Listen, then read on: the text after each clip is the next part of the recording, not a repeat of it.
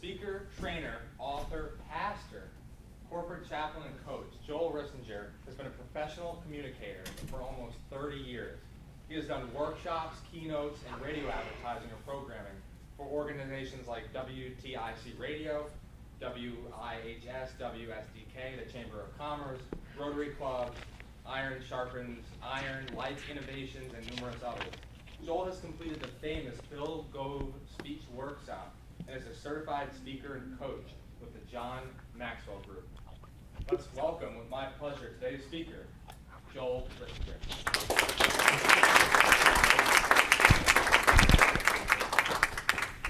Thank you. I think I'm needing to be mic'd. Do me a favor while he's micing me. Stand up for just a moment. Turn to someone and say, "You are absolutely amazing." Just tell him that. On the jacket? Or here? Okay. Okay, that's fine. I can hide it. Thank you, thank you, thank you. We're good? Is it on? Yeah, okay. You are. And I had to do that because you are. This is my first meeting, and this has been absolutely wonderful. Thank you so much. Really loving it. Yeah, amazing. It's amazing. So several years ago, it's probably close to 20 years ago or more now, my kids were little. My daughter was 3, my son was 5, and we were at a conference in Niagara Falls, New York.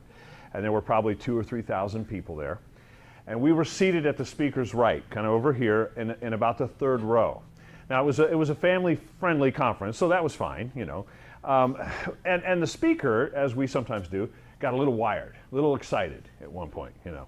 And so he says, everything I've been talking about today is going to happen. It's all going to come to pass. Everything I predicted is going to happen. But the question is, when? When? When? And before we could stop her, in fact, before we noticed what she was doing, my 3-year-old daughter, Shelley, climbed up onto her chair, put her hands on her little hips like this, gave him a stare that would melt solid steel like that, and screamed at the top of her lungs, "I don't know!"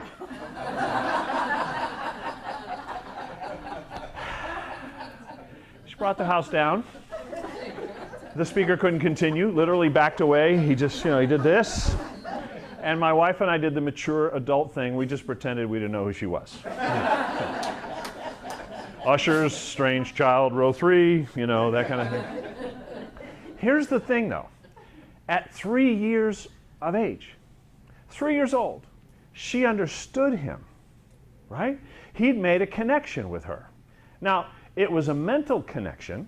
She understood that he'd said certain things were going to happen, and she understood that he was asking when, and that's pretty cool.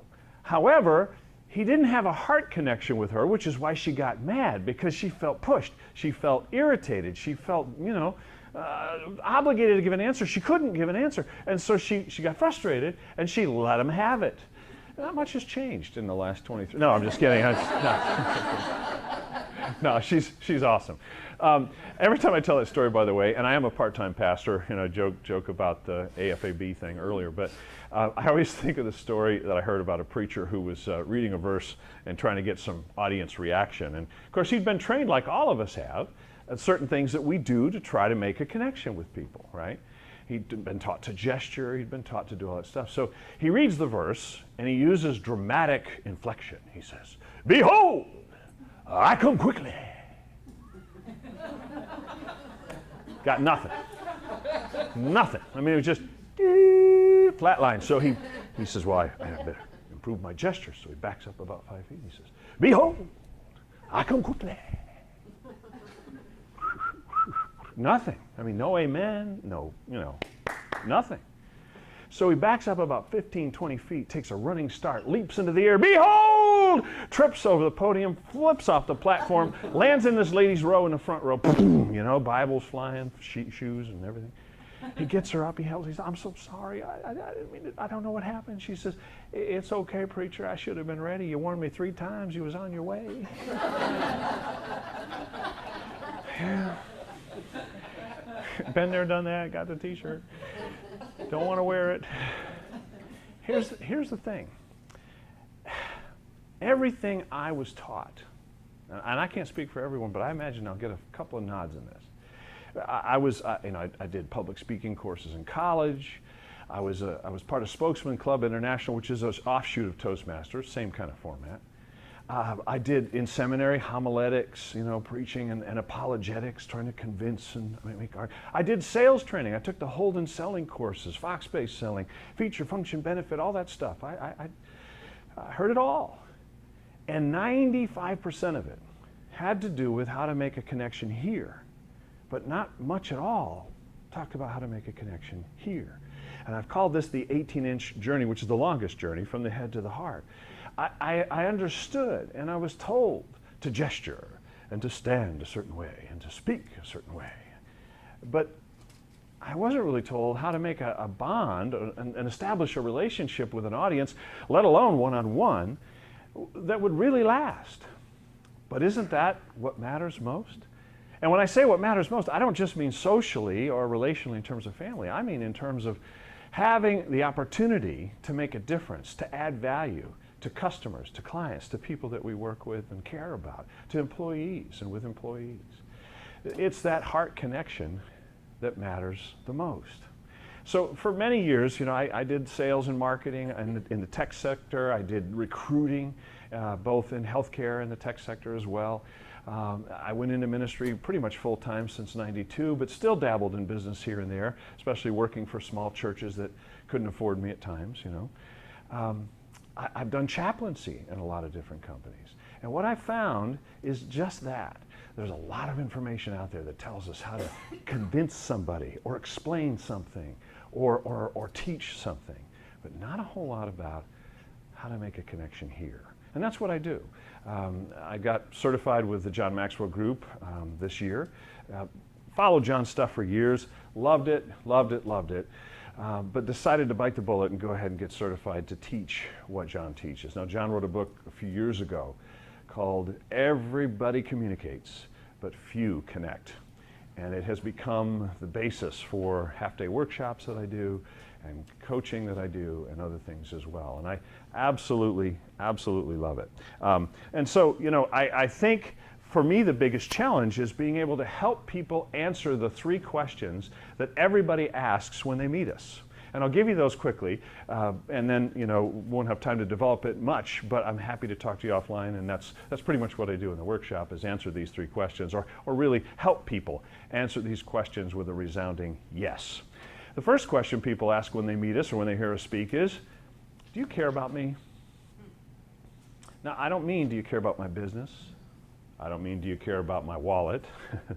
I don't mean do you care about my mission or yours? They don't mean that.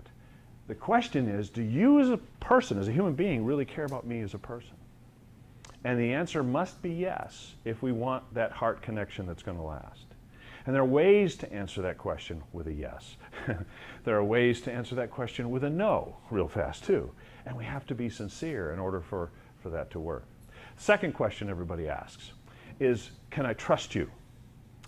Can I trust you? And this is where it gets really ironic, because what I was taught to do was to dress for success and speak with perfect diction and have the appropriate gestures. But in fact, what audiences feel and what people feel one-on-one or in small groups is, if I'm too perfect, I'm not trustworthy. I'll mention a name, and I don't care what side of the political spectrum you're on, I'll just throw it out there. Mitt Romney. Doug and I were talking about Steve Siebold. Steve Siebold's a critical thinking guru, and he teaches the Bill Gove workshop that I took. Steve was an unofficial consultant to the Romney campaign.